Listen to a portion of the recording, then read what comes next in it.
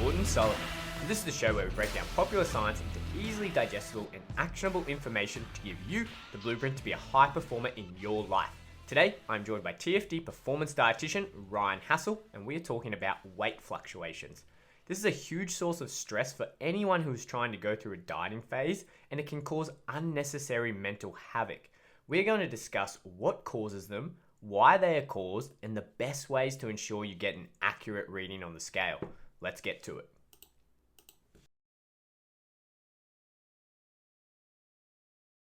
Hey guys, welcome to another episode of the TFD Performance Podcast. My name is Ryan Hasell, aka the Dojo Dietitian, and today I'm here with Geordie, and we're going to be talking about, in this episode, one of the main issues that we seem to run into with clients, especially in the combat sports space, and that is weight fluctuations. Now, this one is a pretty common issue, and like for myself, even I notice like between like training sessions or day to day, like I'm pretty heavy, so I can fluctuate anywhere up to like 2 to 3 kilos. And as you can imagine, for someone who's trying to get down to weight, that can be something that's like really, really scary. So I don't know about you, Geordie, but I think this is like a really important topic for us to cover. Boom, how's the intro from him? Everyone listening in, I've just been throwing the guys under the bridge and just just counting down and starting recording and making them do the intro to see who and who stays ahead. But that was good from Dojo. But yeah, really cool topic, weight fluctuations, because weight fluctuations are an interesting one because they mess up so many people, and especially if you're in a weight loss phase or a weight descent phase, it can really mess up with your head. Like, I can't tell you the amount of clients that are like, wake up Monday morning after a rest day on Sunday and they're just like completely implode because they're like, oh, my weight's gone up. It's going up. What the heck's going on? It's like, bro, like, you need to think about X, Y, and Z, and you need to understand this, because otherwise you're just going to implode every other day when these factors X, Y, and Z are constantly changing. So I think it's really important. Like Dojo said just then, that he can fluctuate 2 to 3 kilos on a good day. Like, I'm a super heavy sweater, and I eat like a pretty carb heavy, like very high fiber diet, like lots of vegetables and plants and everything. I can fluctuate crazy amounts of weight. So like, especially like if I'm training a lot, like I'm getting like 4, 5, 6 hour training sessions in across the day, I can fluctuate 4, 5 plus kilos in a day, from when I wake up to after training to like what I am after I eat and when I rehydrate. Like, it's crazy fluctuation. If you don't understand what we're going to talk about today, that's going to really mess with your head. So what we're going to cover is we're going to cover all the main reasons why your weight fluctuates. We'll go over what you could do about them, and then how it practically applies when we're looking at things like weight descent plans. So Dojo, I'll let you kick it off. Yeah, sweet. So when it comes to weight fluctuation, it's really important to kind of understand that weight itself is a pretty blunt measure for what we're trying to actually look at, which is especially in the lead up, the long phase of a fight camp, which is fat loss. So I guess everyone kind of associates weight loss with fat loss, but it's not really a one-to-one. And there's a lot of other things, as you're kind of hinting out there, Geordie, that can play a role in that. So there's sort of 3 main things that make up our weight on the scale, which we'll kind of break down today. The first one is like our body mass. So that's made up of like our muscle, fat, bone, that kind of stuff. And then we've also got food mass and fluid. So I guess we'll start with talking about body mass, and because that's the one that everyone's kind of like interested in actually affecting through a weight loss phase. So in particular, when we are trying to influence weight loss over time, what we're doing is creating a calorie deficit so that our body will use its own energy stores. And those energy stores are in the form of fat. So effectively what we're doing is making our body chip away at its own fat stores over time. Now, the problem with this is it's a pretty slow process, and we really only see noticeable changes in fat mass on like a week-to-week basis. And even then, those changes are usually really, really small. So anywhere from like 1 to 2% can be like a sort of a typical amount of weight loss from actual fat loss. So that's going to be the first thing that changes the number on the scale. A second one is going to be food mass. So this one is kind of like, it's pretty straightforward, but it's one that's often not really like considered. Is like aside from the calories and the macros in food actually like has weight, right? So if you eat 500 grams of food, you're putting 500 grams into your body. And while that's sitting in your stomach, being digested, all that kind of stuff, that's going to show up on the scales. So in particular, foods that are really fibrous, that aren't going to be broken down by the body, if they're sitting in the gut, you're going to see that weight on the scales. And this is like, it's actually not uncommon for clients to come to us and be like, I don't know if you've had this recently, Geordie, but I've had a client come in and be like, oh, my weight like hasn't changed from last week. I'm actually like a couple of 100 grams over. And then you kind of like dig into what's been going on. Turns out they haven't been to the bathroom for a couple of days. You give them some Movicol in a couple of hours and they come back and they're like, oh yeah, I'm actually like back on track with my weight. So while that food's sitting in you, that weight's going to be there until you pass it out. Now, the last one is sort of like going to be the most complex, and there's a lot that can go into it here, and that's going to be like fluid weight. So fluid weight is impacted by a lot of different, I guess, like factors. There's a lot that goes into this here, so it might be good for us to bounce around a little bit on this one, Geordie, but I think one of the main things that can affect your fluid balance, or I guess like your fluid weight, is going to be dietary sodium. So when you eat food that's salty, you don't really need to understand like the mechanisms behind sodium and fluid in the body, but it's important to know that like the more sodium we have, the more fluid we're going to hold on to. So if you're eating salty meals, that's going to cause you to hold on to more water in your body, which people can see like if they weigh themselves the morning after eating a salty dinner, they might be a couple 100 grams over where they might expect to be.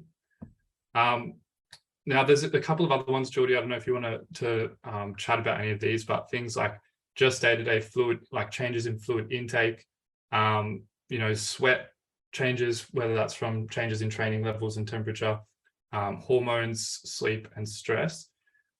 Is there any that in particular you want to kind of like highlight? Let's just recap those first 2 points first. Body mass is really, really an important one. I think people need to grasp that when we're talking about changes in your weight over time, we're talking about manipulating fat, and that is not at all a quick thing. That happens over a chronic period or a long period of time. It takes your body a good amount of time to mobilize fat from your fat stores, from the fat under your skin or belly or bum or wherever you want to lose it. It takes time for your body to mobilize that and push it out. We're talking weeks and months. So when you see these day-to-day fluctuations, it's very, very, very unlikely, unless you're in an extreme state of starvation, that you're losing body fat. It's more than likely going to be fluid. And the other thing is, it's funny, hey, because like a lot of people think that your stomach is some magic pit that just defies the laws of gravity, and that when you put food in there, it just somehow doesn't have a gram allowance or gram weight to it. And it does. Like when you put food in there, you chew it up and you break it down, but it's still a massive food. And this is something that we manipulate during fight weeks, right? Like we can use low volume diets, which just simply mean we can get a lot of calories in, but it weighs way, way, way less than what you would normally have. Like 4 tablespoons of peanut butter, for example, is about 80 grams and probably has the same amount of calories as, a small burger or so. So it's like you can get way more calories in for way less volume of food, and that's a strategy we use. But it's important to realize, if you just go into the buffet, even if you hit all your calorie limits and you be good and you're all within the targets, and you just eat high fibrous foods or really high volume of food, that is still going to sit in your gut. The other thing I say to all of our clients is that your gut itself, you got to remember, from where your mouth, where you put it in, to where it comes out of your bum, is really long. Like you could take out your intestines. I don't recommend anyone do it, but you could throw it up a football field and you'd still have some to play with. Like they're so long. So you got to appreciate that it takes a lot of time to get that food through that system. So while you're eating every day, you're adding weight to that gut. The other thing, this is the last one. I think this gets a bit more complicated, but it's worth going over all these points, because fluid, how it behaves in the body, can be complicated. It's important to be aware of. And like Dojo said, sodium or salt or table salt, whatever you want to call, is what we call osmotically active. All that means is that it just attracts water. So it's like a magnet. So if you have a magnet and you're pushing it around and there's metal around, it'll pull it towards it. It's the same when you have sodium. If you put sodium in your body, it'll pull water in. So say water that you may have usually urinated out or peed out or whatever, it's probably going to pull in and you're going to hold it. That's not at all a bad thing. You just need to be aware of that. Next thing is your overall water intake. And this is, again, a strategy that not very educated fighters do when they want to make weight. They just cut their water weight. Like they cut water and then they lose water from what we call total body water. Like our body is 70% fluid, 70% water. There's a lot of water in there. So if you just reduce your intake, it's not like we can just like pull water out of the air and just get it in there. You need to drink it. So if you stop drinking it, you're going to reduce your volume. It's like a dam. It's going to come down, down, down, but then your weight will also decrease. I have fighters who, for some reason, think that I'm a lot sillier than what I am. And like when we do our weekly weight checks, if they're jumping on like an in-body scan or whatever, they'll go to the sauna the night before or that morning, or they'll do it after training. And all of those tests, they tell us the total body water. So yes, you might get a lower weight on the scale, but I can see that you've dropped your total body water. I know you sweat out excessively. That's not a good thing. I don't want to know that. And so I don't recommend anyone do that. But I think that's a good one. I'll throw it back to you, Dojo, to talk about like sweat and hormones and how all of that can also influence this fluid balance. Sure. So like in a similar way to food sitting in the gut, like when you've got fluid and you're taking fluid in, while it's still sitting in the gut or in the body, that's going to show up on the scales. And then, as you said, like there are ways that we can manipulate that fluid to come out of us through athletes sitting in a sauna and stuff. But this is like a really important thing to consider when you're thinking about when you should be weighing yourself, right? Because if someone is coming to us saying like, hey, like my weight's looking really good this week, but then you find out they've just taken the weight that afternoon after they've finished like a double session with like boxing and wrestling or something, and they've sweated out like 3 kilos. That's not the same as them measuring that weight in the morning, where their fluid levels have stabilized and they're like well hydrated and everything. That can cause fluctuations in weight. So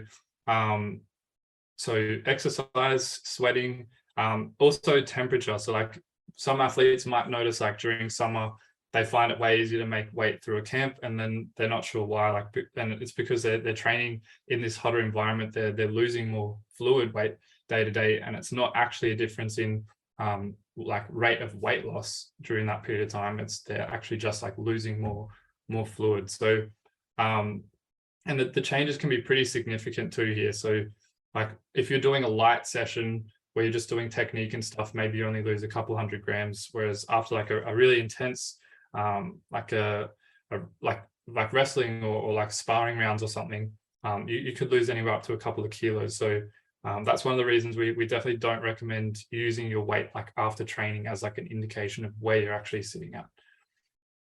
The next one that I think is really important to talk about, and we've talked about it before, but I think it's worth kind of just going back over again and again, because it's something that is often overlooked and can create some pretty critical problems when it comes to especially like making weight for combat sports, and that's hormones. So in particular, some of the hormones involved in the menstrual cycle, so for female athletes, can have an impact on how our body holds onto fluid. So this is something that there's not really any like rule of thumb on here, because the reality is that a lot of female athletes, or basically all female athletes, they're going to respond to different phases in different ways. And there isn't really any good like textbook way of predicting, okay, at this week, this is going to happen, because it seems to be that for everyone, it's quite an individual thing. But it is important to kind of start to look at, if you are a female athlete, look at how your body responds at different phases within that cycle. Because for some people, it happens that at certain phases, they hold on to water. So their weight might even increase, even though they're eating clean, they're training heaps. For some reason, the weight increases or it stays the same. And then for other athletes, sometimes it drops during certain phases. And for some athletes, their body will actually hold onto it more tightly during certain phases. So they will struggle to actually sweat the weight out. And now this is probably the most important one to consider when you're planning around like when you're going to be taking a fight. So you don't want to be coming into fight week in a phase of your cycle where your body's just not going to sweat that weight out. Or if you know that you are going to be going into fight week, like it's not something that you have a lot of leverage over, you're going to have to take that into consideration when planning your camp from like a longer term point of view, and know that you might have to come into fight week a little bit lighter in order to compensate for that. Is that something that you've had, or you would have seen that a fair bit up until now, Geordie? Yeah, it's something that I talk to all my female athletes about, especially if they are naturally menstruating and they're not on contraceptives or oral contraceptives. And I think it's important that they do understand this, because in that follicular stage, you do have increased levels of estrogen, and that estrogen, we know, can cause fluid retention. It can cause an increase of your interstitial fluid and total body water by up to 2 liters. So that means that like 2 kilos, you can get a fluctuation. On top of that, there's a reduction in the sodium excretion that happens because there's increased levels of what we call this arginine vasopressin. So not only are they increasing their total body water, but they're increasing the amount of sodium in their body. They're not releasing it. So everything is just like this perfect storm to hold water. And you see this a lot with female athletes when they get to this stage of their cycle and they go, oh, I just put on this much weight. And it's absolutely fine, because in the next stage, when you go into the luteal phase, the opposite happens, and the progesterone comes up, and the exact reverse of what I just explained happens, and you see that weight come off, or that fluid retention go away. What's important for females, if you are menstruating and seeing this, is understanding, like Dojo said, what happens at different phases. Like what happens at this phase, and can you, with some degree of confidence, predict it? If you do have a competition or something coming up and you know you need to make weight, what stage of your cycle are you going to be at? Do you respond a certain way to that particular stage? And then you need to plan around that. You absolutely need to plan around that. And if this sounds like I'm just going off the top of your head and quoting all of this, it's because we did write a big paper about it at the start of last year, right? Because it's such a common issue. It's such a common thing that we see. I think the other one that's important while we're on this topic is in that luteal phase with female athletes, there's also a reduced capacity for sweating. Like you see this reduced capacity for sweating. And so when we talk about athletes making weight, that can often play a role, right? Or you'll see athletes and they come at almost a higher risk of overheating. And you see this when they're training really hard and they're like, oh, I just feel a bit off, or I'm not too motivated. That can be a big reason, because your bodies are overheating. And now we're getting a little sidetracked from it, but it's important for female athletes who are going through this. And if you notice you're getting these weight fluctuations, one, appreciate that it's normal. And two, just track it and monitor it and be aware of it, because there's absolutely ways to plan your diet and your weight descent around it. Yeah, absolutely.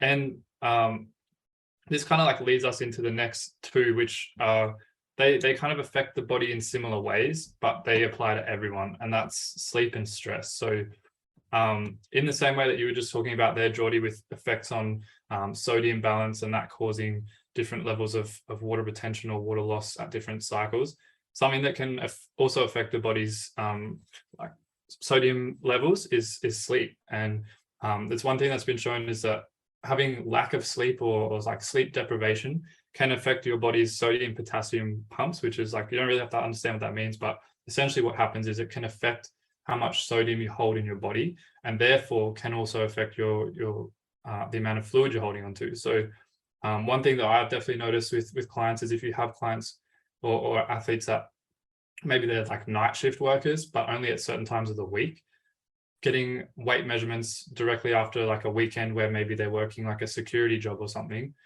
they're going to wake up heavier on, like, say, the Monday after that weekend of like interrupted sleep pattern than they would, say, like later in the week, maybe on like a Wednesday or Thursday, once their body's had time to sort of readjust and get back into a normal sleep pattern. So that's something that's also important to consider when like planning when you're going to be taking these weight measurements, in order to kind of get like the most accurate measure, and just to be aware of that those fluctuations can happen as a result of either, like, if you maybe you have a stressful job, or like you've got projects or something coming up, to know that like if you're going to be like staying up or affecting your sleep patterns at all, you should expect to see some sort of reflection of that on the scales. And kind of along the lines of that is stress. Now, stress can be kind of like linked to lack of sleep. Like these two can kind of go hand in hand and like snowball off each other a little bit. But the stress one is sort of more like a hormonal thing as well. Like there's different hormones involved with stress, things like cortisol and that kind of thing. But ultimately what happens is if you're in like a chronic state of stress, like maybe like day-to-day stress, probably not going to affect it too much, but say you just have like a really intense job and you're trying to train as well, and like maybe there's life issues and stuff going on in the background, it's not uncommon to see weight start to plateau or maybe come up or just do weird things. And that's because this stress and the chronic inflammation that can become associated with it, like over a long period of time, can also affect your sodium levels and then also start to lead to water retention. So that's going to also show up on the scales as well. Yeah, something as well when we talk about stress, like yes, that's a kind of outward stress that's coming into the body, but there's also like physical stress, right? Like when you're training really hard, like if you're overtrained, you can hold fluid in your joints. Like you can hold fluid around your muscles when they're repairing and everything. If you're chronically overtraining and you're just training really hard, like that's really, really common. Like we see this all the time at the end of fight camps. Like you see it all the time at the end of fight camp. I've got two athletes in particular that just came to mind straight away because we always travel with them. And at the end, that last week, we have like a whole protocol to flush that fluid out because they're 2-3 kilos heavier purely because, okay, I just finished a pretty brutal fight camp. Their muscles, their joints, everything needs a bit of recovery. And during that recovery 2 days, you just see this fluid drop and they drop like 2-3 kilos because their body's holding on all of that fluid to help recover from that overtraining. Yeah. And that can be a pretty scary thing, right? Because like it goes against what you would think of like, okay, the more I train, the more I'm going to lose weight. It can be kind of scary for someone to think that maybe cutting back on training a little bit is actually going to cause the weight to come down even more. And that usually takes a lot of trust within that last like week or two to see those numbers come down as that fluid comes off. But I think like that kind of covers some of like the main reasons that the numbers on the scale are not always going to be like completely accurate in terms of like a measurement of your body mass.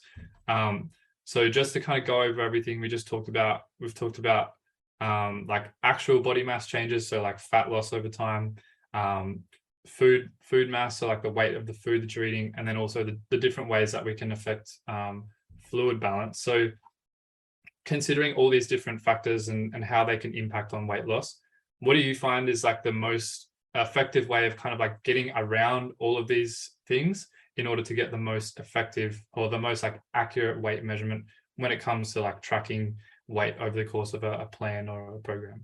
I think number one thing you've got to do is just consistency. So consistency is going to set you free here because it's very difficult to get a good solid reading that you can trust when all of these factors are constantly changing, right? Like if you look at all of it, like food mass, yes, you're going to change the amount that you eat day to day based on your training requirements or whatever you have going on your day. But across a week, it should be pretty consistent, right? Like that food should be pretty consistent. The amount of fiber you have, the volume of that food should be pretty consistent. The amount of salt that you're having, the amount of water, if you're being adequately hydrated, which you should be, and replacing all the fluid from training, that should be consistent. Your sweat, you're probably training in the same environments each training session, whether that's one session in this gym or this gym over here, and then you're doing a run outside. Most people are going to be pretty consistent in their training environments. The other thing is like, obviously with the females, when we talk about that cycle, yes, that can change. But again, that's why it's important to track, not only just during the month, but month to month, and really understand your cycle. If you've got a consistent sleep pattern, that's really important. And then managing that stress, like giving yourself permission to manage it and doing active things like breath work and whatever else to manage that stress. If you keep all of those things consistent, it makes doing this so much easier. And that's why I like my guys doing it just once a week. Like if they can keep everything consistent, then I know, okay, we check every Tuesday morning. Like I don't like doing it Monday morning where they've had a rest day on Sunday because they're no doubt going to be heavier because they haven't sweat and they probably got more food in their system for whatever reason. Tuesdays are pretty good. I like it. Just keep everything consistent. Check first thing Tuesday morning, like go to the bathroom, take off your clothes, jump on the scale, like do it at the same time when you wake up, and let's just be consistent with that. I think the other one, and I don't know what your thoughts are on it, Dojo, is the everyday. I don't necessarily love the everyday, and tell me your thoughts on it. I don't love the everyday because I think it puts way too much focus back on the scale for a population, especially like we work with combat sport athletes where they're already messed up and don't have a good relationship with the scale as it is. I think it's quite cruel to make them jump on a scale every single day. That's why I like doing it once a week, but keep it consistent. And you can do the average where you get it every day and then you do your weekly average. But to me, that's useful if you want to see like what your fluctuations in, and it helps you mentally to be like, okay, like, yeah, yesterday I didn't drink as much fluid, or I ate more food, and that's what, and it helps you put all these pieces of the puzzle together. In an ideal world, I think everyone should be aiming to jump on that scale less, and once a week is probably going to be the most minimal amount you can do it if you have to make weight for something, or if you're trying to lose weight over a certain time period. Yeah, I totally agree. I think like on paper, taking a weight every day would be like the best way to do it, because then you can see, like, as you said, those day-to-day fluctuations, and you can also get like an average over the week. So like all of those fluctuations are going to kind of like even out when you can average all the numbers. But for most people, as you said, like this is not really the healthiest space to be tracking weight every day. And I think even for like anyone, right? Like for people outside of combat sports, just the actual act of checking your weight every day and seeing that fluctuation on the scales can mess with your head a lot, and kind of like start to bring in these sort of like unhealthy relationships with food and fixations on weight.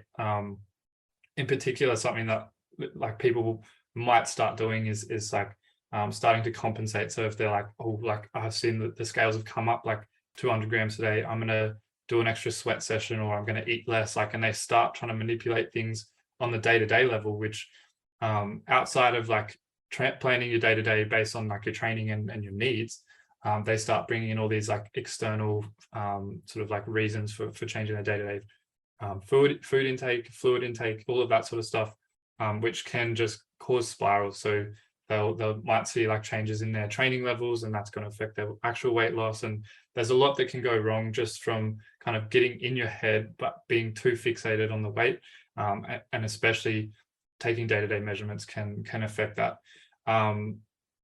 So for myself as well, I think definitely going with like a week-to-week approach, especially because when we do look at true body mass changes, that does happen over like a week-to-week period. So you're probably not going to even see much of an indication of that by measuring day-to-day. Like you might see it over a week of day-to-day measurements where you're averaging, but it's just not worth the mental burden of having to do that every day. And so, yeah, if you can get into a routine, as you said, doing it consistently. So like the same day, just after you wake up, before you have anything to eat or drink, just after you've gone to the toilet, by doing all that stuff, you kind of eliminate all of these things that we just talked about. So you're letting your body have a chance to digest and process all the food, because you're fasting overnight. Like for most people, that's going to be like 7 to 8 hours of time for your body to like rebalance like your fluid levels and process all the food that's in your stomach. And then if you're going to the bathroom, you're passing out any waste, and then you're going to get this measurement that's going to be probably as close to accurate as we can by using something as I guess blunt as like a weight measurement on some like bathroom scales. So I think that pretty much covers the whole topic of fluctuations. Geordie, is there anything else that you wanted to kind of touch on for that? No, I think that's good. I think, yeah, let's just quickly recap what we've got here. So yeah, like you've got down here, Doge, weight loss, it doesn't happen in a straight line. You're going to fluctuate day to day. You now know that's about the fluid that you have in your body. That's going to change about the amount of food that you eat, how much fiber, the water retention. We just know that there's many factors that affect that water and retention. Hormonal cycles for females, for males as well, sleep quality and stress and overtraining. Stress isn't just the stress that you feel like day to day, because Susan from accounts is yelling at you. There is overtraining stress as well. And again, like me and Dojo both agree on, the less time on the scale, the better, I think. And you can reduce the amount of both mental burden and then the error of these numbers by just doing these things consistently, and then picking a day. Okay, if I've got to weigh in, it's going to be this day, and I'm going to make sure I do it first thing in the morning. After I use the bathroom, I'm going to do it butt naked at this time. And if you just be consistent with all of that, you're going to set yourself up for success. But now you guys know weight fluctuations, they do happen. They can really implode you if you don't understand them. Listen to this again, get all this in your head, because it will help when you see these weight fluctuations, that number change, that you can rationalize it. It's going to take a lot of that mental burden off. So Dojo, that was a good episode, and I'll see you next time. And there it is, another episode of the TFD Performance Podcast. This podcast will be available through the podcast app, iTunes, Spotify, YouTube, and if you follow along our socials at @_Fight Dietitian, you can see all of the best bits of our podcast episodes. Thanks for listening, and I'll see you guys for the next episode of the TFD Performance Podcast.